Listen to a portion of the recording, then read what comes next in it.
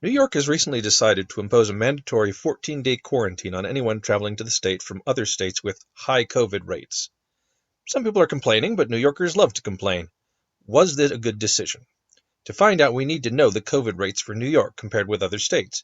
If they're lower in New York, then, assuming human lives are our main concern, it would seem to be a good decision. So let's go to the CDC COVID website and look for COVID rates. Okay, where are they? There's this statistic and this other one. Oh, wait, here we go. Case rate. And we find New York is at the top of the list. There literally are no other states with higher COVID rates. What is going on here? Is this just a bunch of cabbies complaining about being cut off in traffic while simultaneously cutting other people off? No. The problem lies with the meaning of the word rate. The COVID rates we're looking at on the CDC website represent total cases per 100,000.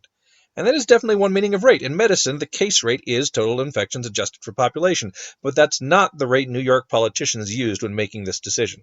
So, back on the CDC website, we see we can click on New Cases in the last 7 days. Now that sounds more like it. Oh wait, according to that, New York is in the middle of the pack. In which case, sure, mandatory quarantines could be justified, but other measures would seem to be more important. New Yorkers would be protected, no doubt, but the main effect would be to slow the spread of the virus generally.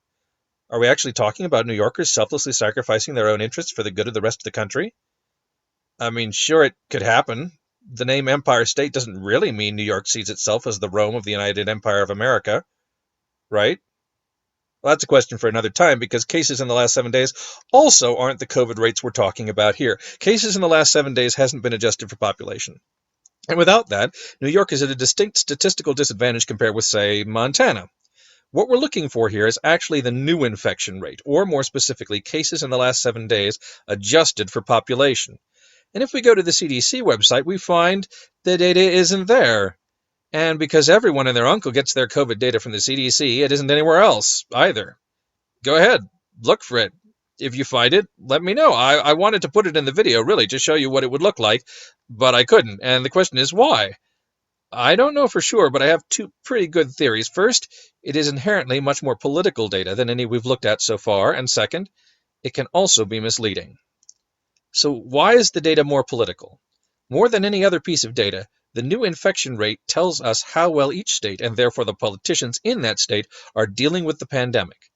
Anyone looking at these maps and seeing New York at the top or middle of the heap could easily be like, oh yeah, New York got hit hard. Of course they're at the top of the list, but that doesn't mean anyone there is doing a bad job. Or, well, yeah, so many people live in New York and so tightly packed together as well, of course they're up there on the list. But if we could actually see the new infection rate, and if New York was high on that list, people would wonder why. New Yorkers would do more than wonder. They'd want to know why. They'd call their politicians and be like, why are we so high on the list? What did you do wrong? Actually, I don't care. Do better. I'm never voting for you again. Only probably with more expletives. This would be true for any state that showed up high on the list. If this data were on the CDC website, I guarantee someone high up at the CDC would be getting phone calls from senators from the states with the worst rates being like, why are you making us look bad on the internet? And that leads to the second reason. While the new infection rate is a better indicator of how well each state is dealing with the COVID pandemic, it can still be misleading. Why? It is a snapshot in time. It tells us how each state is dealing with the pandemic right now, but it ignores how long each state has been dealing with the pandemic. This actually gives states like New York, that have been dealing with COVID longer than most of all others, an advantage. They are already in the later stages of the pandemic when new infection rates are lower. To truly compare our state politicians on an equal footing, we'd need, instead of a snapshot in time, a comparison over time, starting from the first COVID case in each state.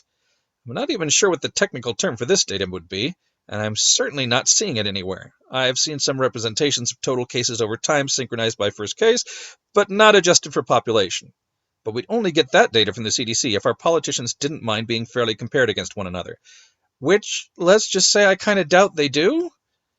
But I can tell you for sure they don't want to be unfairly compared against one another, and worse, if they happen to have pandemic concerns other than pure human life loss, well, they really wouldn't want data circulating that doesn't also include, say, the economic impact as well.